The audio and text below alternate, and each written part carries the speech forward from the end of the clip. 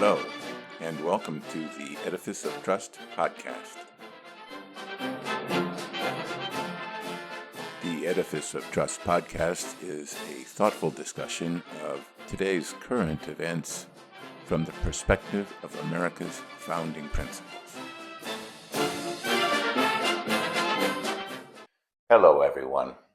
When Hoover Institute fellow Niall Ferguson had the temerity to criticize the Trump administration's efforts to end the war in Ukraine by stating that they were giving up major concessions and receiving nothing in return, Vice President JD Vance retorted on X, formerly Twitter, calling Ferguson's points moralistic garbage and accusing Ferguson of being a globalist.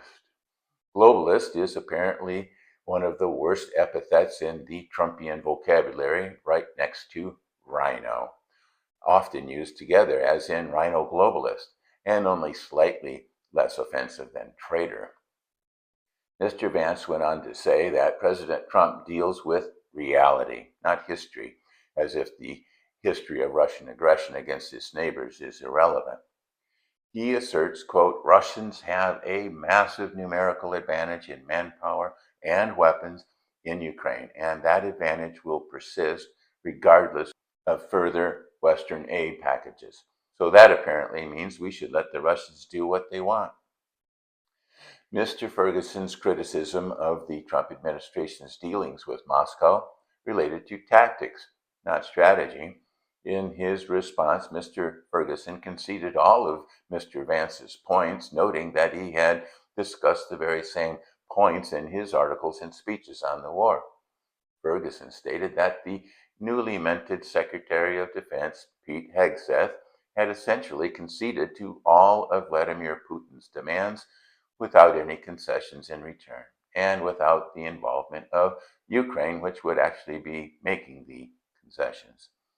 But Mr. Ferguson never really addressed why the vice president was so virulent in his condemnation of his criticism of the administration's negotiating tactics.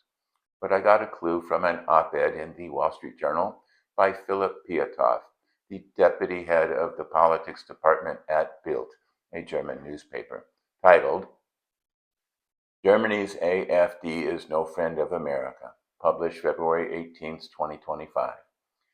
The op-ed asserted that the far-right AfD, or Alternative for Germany, shares some of the ideas and policies with MAGA Republicans, such as anti-wokeness and opposition to immigration.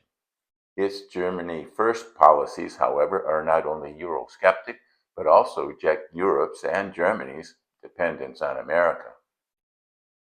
The op-ed was in response to Vice President Vance's speech to the Munich Security Conference, where he chastised Europeans on their anti-free speech policies.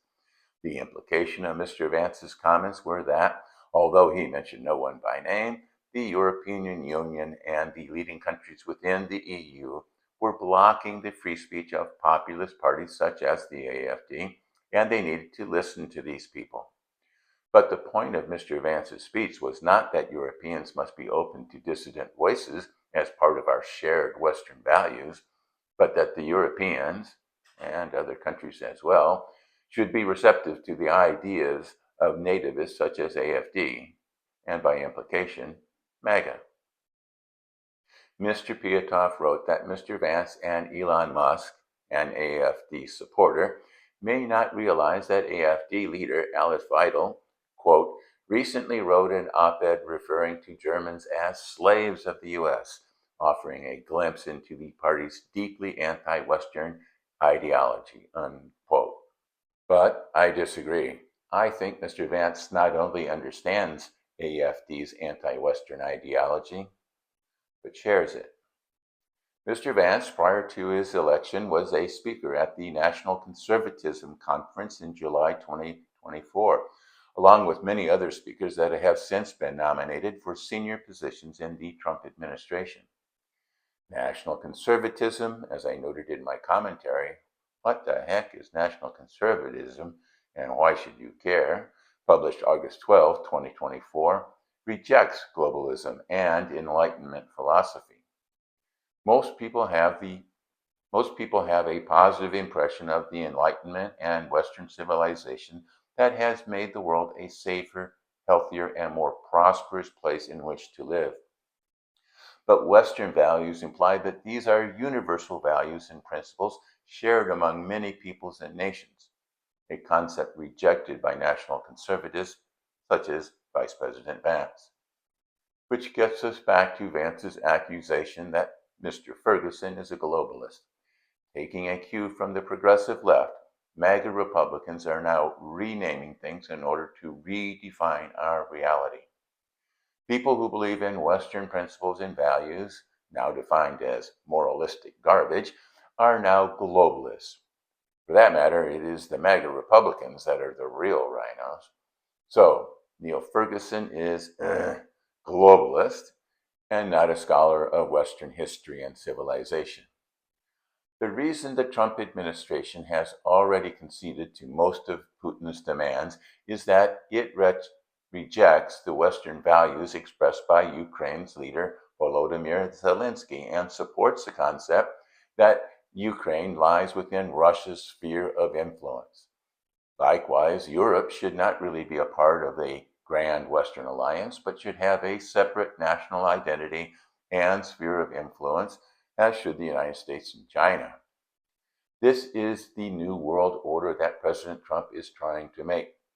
Russia's concept of its sphere of influence includes not only Ukraine, but also Poland, Finland, and the Baltic states. Europe considers those countries as part of its sphere of influence. These grand spheres of influence are like tectonic plates, and, like tectonic plates, when they grate together, violent reactions occur. The subject countries within these spheres of influence have no ability to determine their own fate, but remain vulnerable to tectonic cataclysms. This may be the reality of the world as seen by Messrs. Vance and Trump. But is that really the kind of world we want to live in? Thanks for watching.